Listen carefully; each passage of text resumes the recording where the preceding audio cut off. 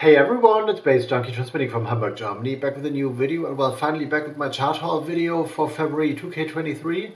Will be a quick one, 3 records in here, because I stand pretty firm on my decision to not actively look out for new music and like recent releases like at the moment, because I want to like explore my collection more, and also I feel I will be going back to my roots in terms of like looking for like very special, outstanding left field stuff that isn't necessarily kind of club music connected, or I want to feed my brain with stuff I haven't heard before. And I have heard a gazillion of techno tunes, a gazillion of house and drum and bass tunes and stuff, and I got a lot of those. And well, my lust for like new stuff in this kind of area has died down a little bit, and I want to explore like other stuff that is maybe like very, very left field and far out. So stuff that intrigues me and that is not necessarily DJ friendly, because well, in terms of DJing, I'm gonna do the BETA-ZERFALL thing, which has been like finally confirmed for March 31st at the Nachtasyl in Hamburg. But this will be, well, a one-off for now. If we're going to turn this into a like every few month thing, I will be fine with that. But I decided not actively like contact promoters anymore or clubs to get sets there, because well, it's too much of a hassle for me right now, and I'm not willing to deal with those guys and promoters anymore. So if someone comes and approaches me, this will be the way I'm DJing out, but I'm not gonna like hustle myself out there and like try to secure gigs anymore, because I've done that and I'm like pretty content with the things I do now. So well, if DJing comes on top of that and refinances a bit of the label stuff and stuff, well, I will be fine with that. But anyway, this is just a side note, and regarding or like mentioning not looking out for club music anymore, this is the first contradiction here, because this is Kerry Chandler, Spaces and Places, the album sampler part 1. Kerry Chandler is like a staple in house music, you all know him, and I don't know what the concept behind this album is, or behind the series is, but I reckon he dedicated like tunes to certain like clubs and promoters. And I was actually after this because I heard this, and there was a super pretty picture disc version of this out on the circuit, which I missed unfortunately. But well, this looks fine to me as well. But imagine that artwork on the label and this on the flip, like being spread out over a whole 12-inch, and yeah, this looked great and sounded good as well for a picture disc. So I was actually like wanting to have this as a visual addition to my collection, but well, I ended up with this one, which is also fine.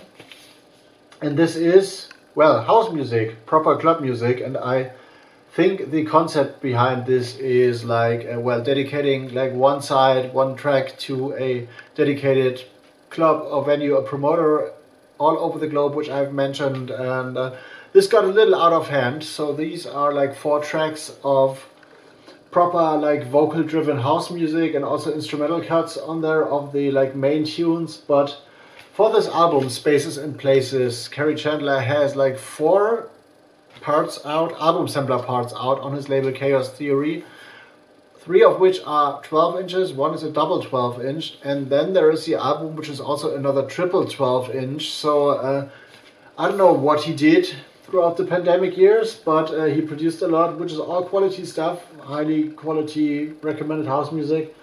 But I don't think I need all of this, but these are like proper Kerry Chandler house music, club tracks, big vocals and stuff, like good tools, timeless. So this is why I decided to go for this one. So Spaces and Places, the album sampler series, part 1, 4 album samplers plus a full-length album. So a lot of stuff to dig for all of your house music connoisseurs.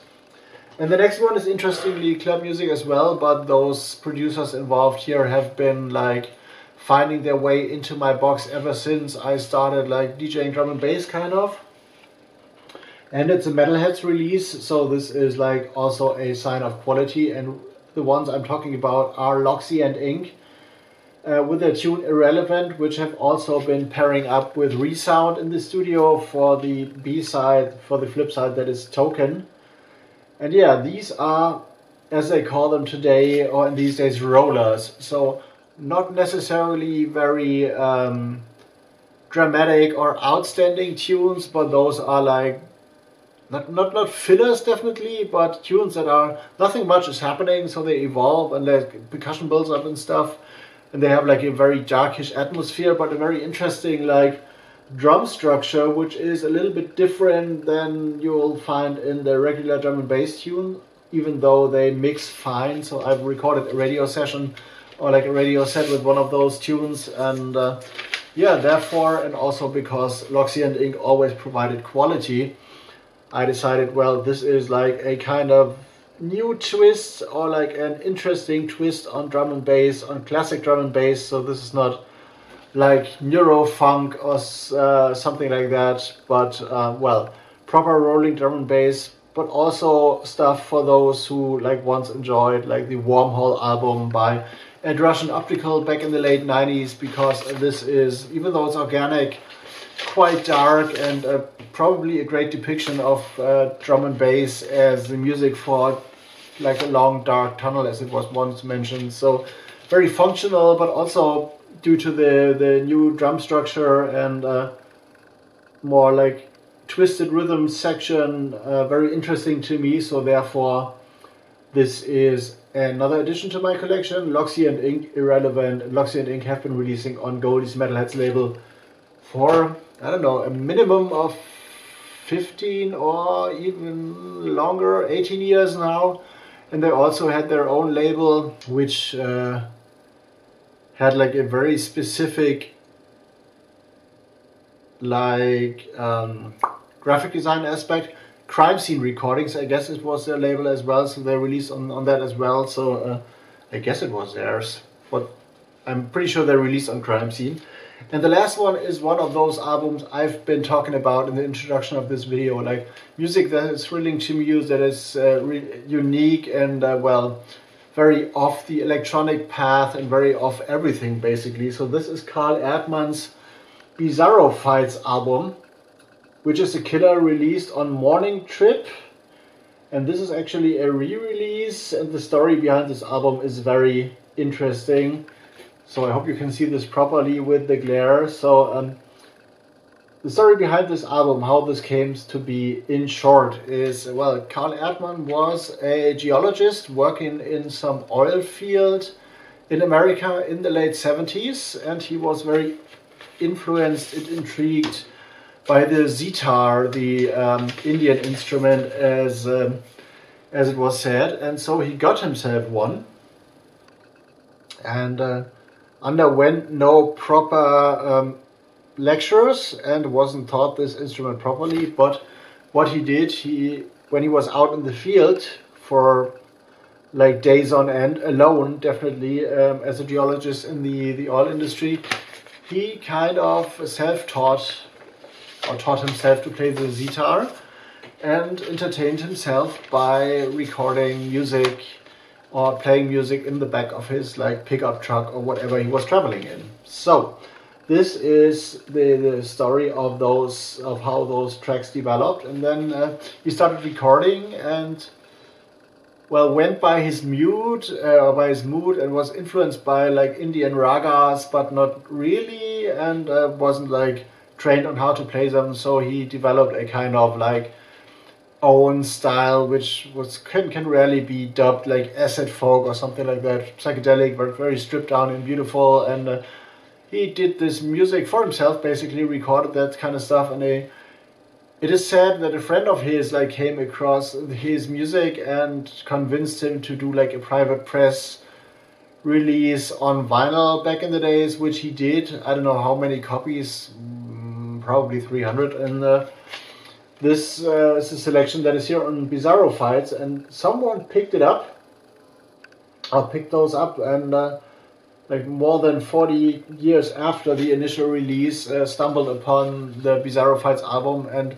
decided it would be a good idea to reissue this. And yeah, this is very out there, very calm and meditative, definitely very beautiful, very trippy, and not necessarily following like a particular path when you look at the tracks as a whole, but it was Carl Erdmann's intention to follow his guts and his feelings of the specific day when he recorded and did these instrumental recordings. So some might be a little bit more as agitated as like guitar music can be, and some are a little more calm, but overall it's a very thrilling experience, like musically. So this is the stuff I might be going for when I buy records, or like similarly obscure music. And when it comes to electronic stuff, well, I'm, as I said, backward completing my collection, picking stuff up that has been staying in some places for ages waiting for me, and